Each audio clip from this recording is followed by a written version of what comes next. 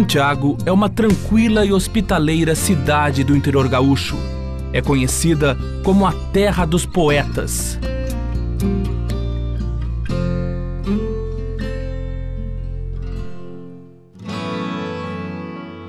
Mas o município já viveu tempos muito diferentes. Esta história retrata fatos ocorridos em 1936. Naquele período, as discussões políticas muitas vezes eram resolvidas à bala e as paixões se materializavam em tocaias, sequestros e assassinatos.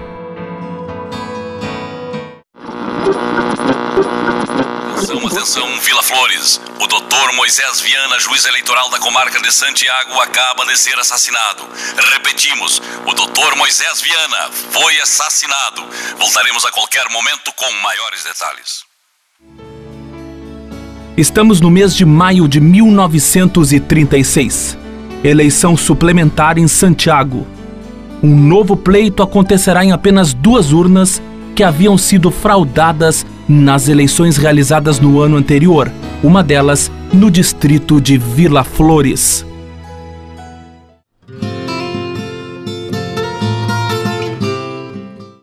Um grupo de santiaguenses, integrado por antigos representantes do Partido Republicano Rio-Grandense, aliados ao Partido Libertador, constituindo uma coligação chamada Frente Única, resolveu procurar novos rumos para a política municipal e candidatou à prefeitura Silvio Ferreira Aquino, um fazendeiro que era uma pessoa além de um grande coração, de enormes leituras e que dispunha de muita popularidade aqui no município. Silvio Ferreira Aquino enfrentaria então o candidato do Partido Republicano Liberal de Flores da Cunha, o Dr. José Ernesto Miller, filho de Guilherme Miller, o coronel Guilherme Miller, que era um manda-chuva do Partido Republicano Liberal na região de Ernesto Alves, onde morava, com larga influência aqui na cidade e praticamente nos demais rincões do município.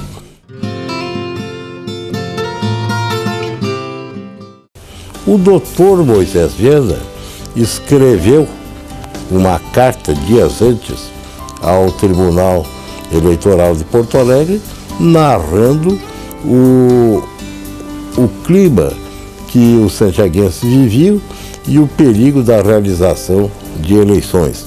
Então, Flores da Cunha se preocupou, como o próprio tribunal também se preocupou, e mandou aqui, pediu que viessem observadores a Santiago para ver se realmente eram verdadeiras aquelas comunicações que se faziam daqui. Um deles foi o Dr. Walter Jubim, nosso futuro governador, eleito depois em 46. O Miller era o contador, o presidente da Câmara, no cargo de prefeito. E continuou. A oposição era muito contra a administração, lançaram este Silvio Aquino como candidato. Não. E aí que deu o conflito. E quando deu a repetição das urnas aí alterou. Começaram da situação, contrataram homens irresponsáveis, até de origem castelhana, 2 homens.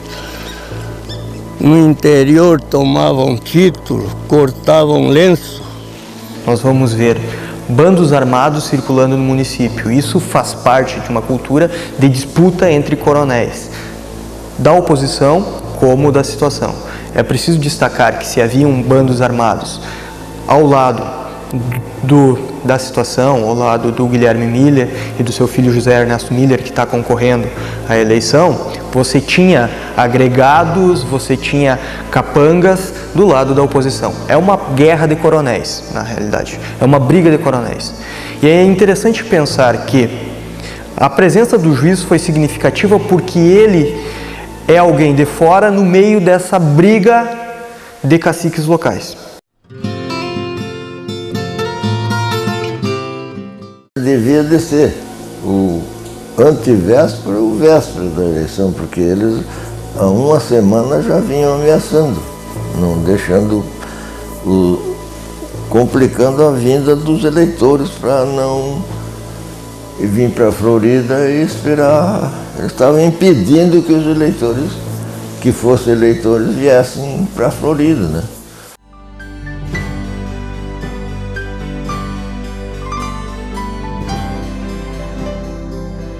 Na Fazenda da Árvore reuniam-se os simpatizantes da candidatura de Silvio Aquino para tratar dos detalhes da campanha. Perto dali, na Fazenda Vista Alegre, uma morte deu início a uma série de episódios violentos nos dias que antecederam a eleição.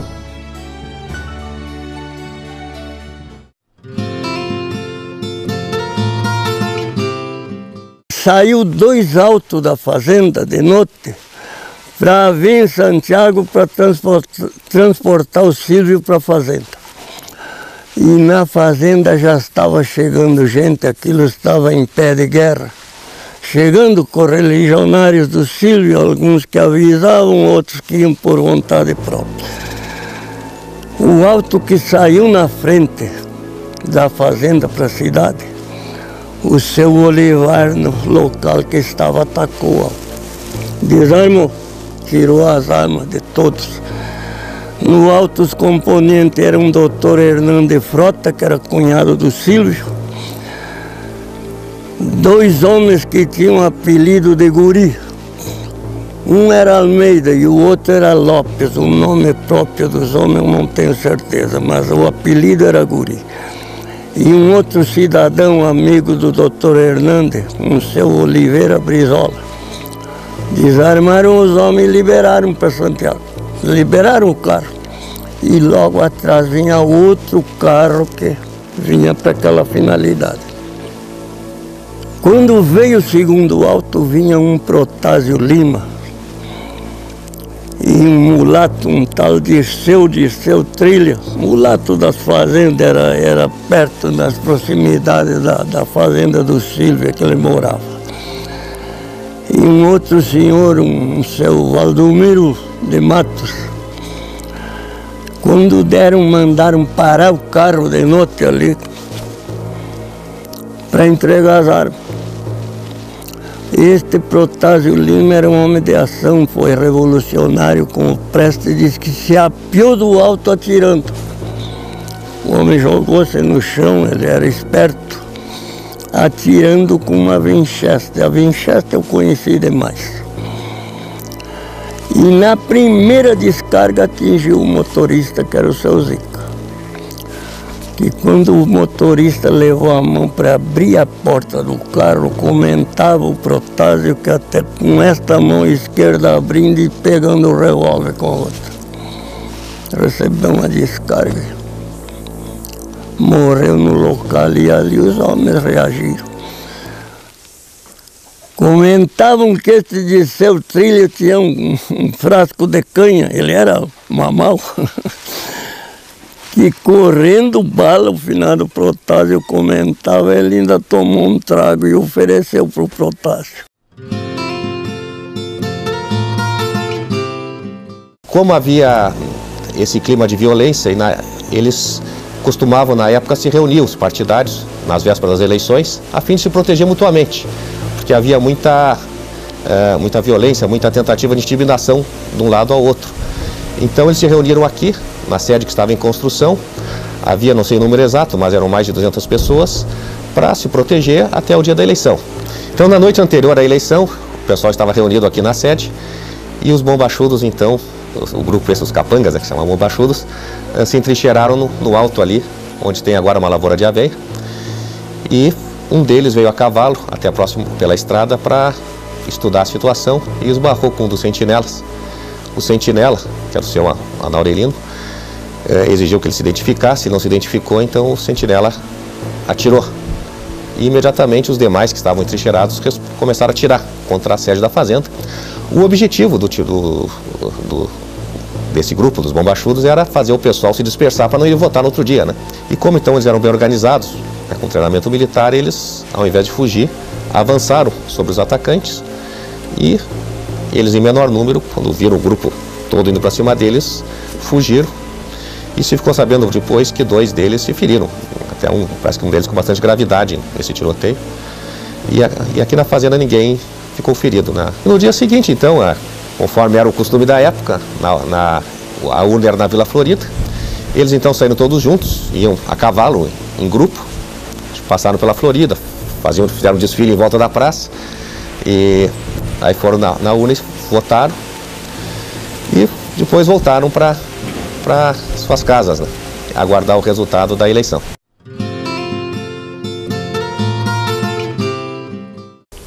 No dia da eleição suplementar, em 24 de maio de 1936, foi instalada a secção eleitoral na casa de meu avô materno, Marciano Rodrigues do Amaral, que havia sido solicitado a cedê-la à Justiça Eleitoral.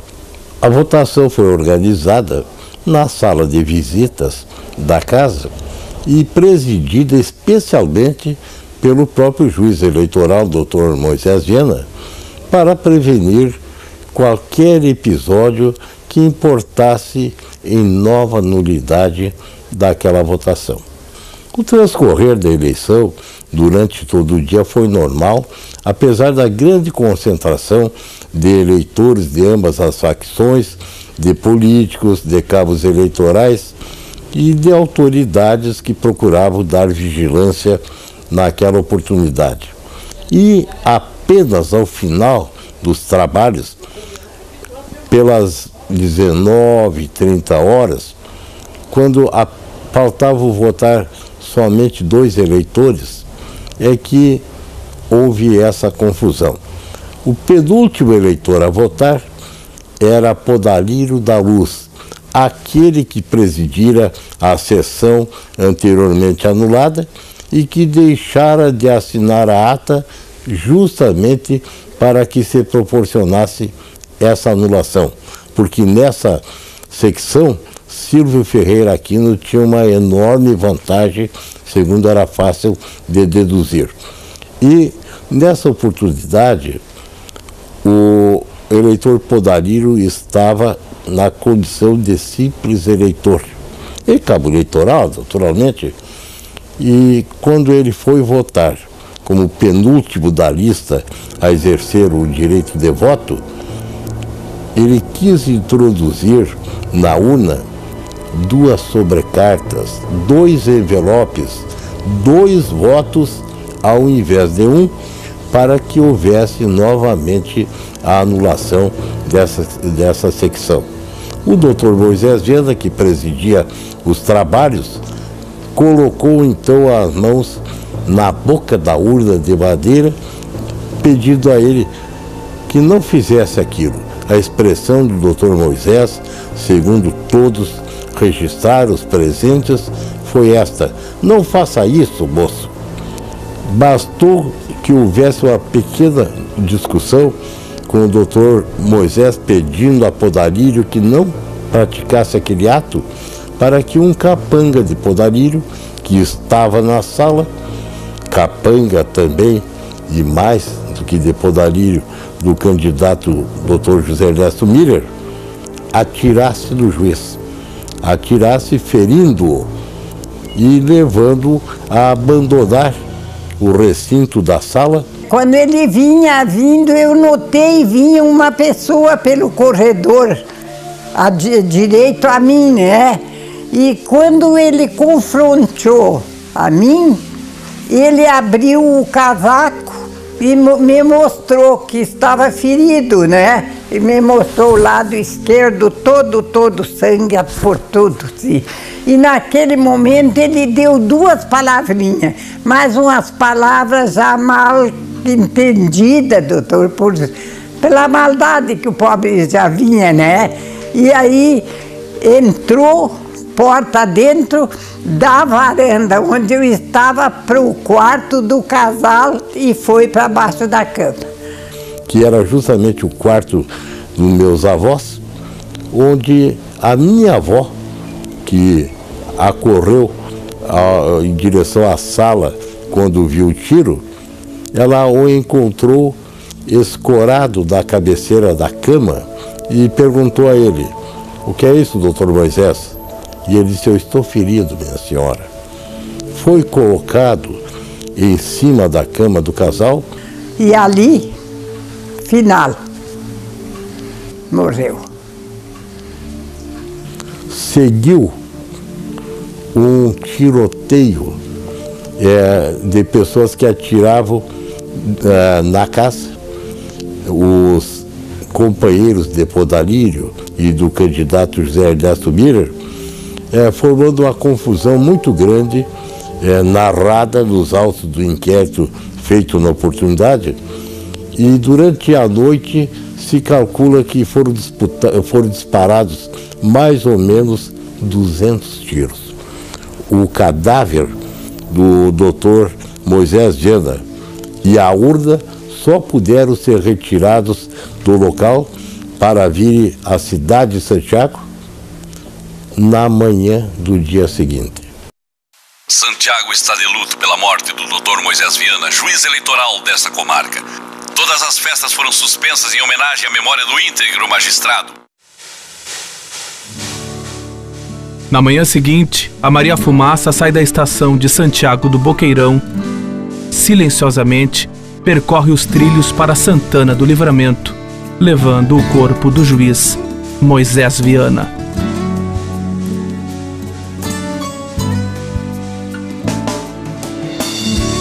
É importante ressaltar que, logo após a morte do juiz Moisés Viana, em outros locais do Rio Grande do Sul, começam a surgir homenagens. Municípios, justiça eleitoral, juízes começam a prestar homenagem à figura do juiz. Ele vai se tornar um símbolo desse processo de renovação da política brasileira. E eu acho que a prova disso, que houve um reconhecimento pelos da Vila Flores antiga, onde estava o meu pai, que foi composta depois da vitória de Silvio Aquino. Ele perguntou o que queriam de melhor aqui para a Florida, que achavam que precisava no momento. Aí foi pedido que fosse construída uma escola. E foi construída a escola e esse grupo escolheu o nome de Moisés Viana para patrono. Ele morreu assim no cumprimento do dever, né? Eu acho assim que é uma figura que a memória dele não vai ser apagada, principalmente aqui na nossa terra, que a gente a cada dia que passa mais reverencia a memória do Dr. Moisés Viana. O tiro que explodiu nas costas do Dr. Moisés Viana no entardecer de 24 de maio de 1936, deixou para sempre, no distrito de Vila Flores, um cheiro de pólvora, um gosto de revolução e uma busca interminável por justiça.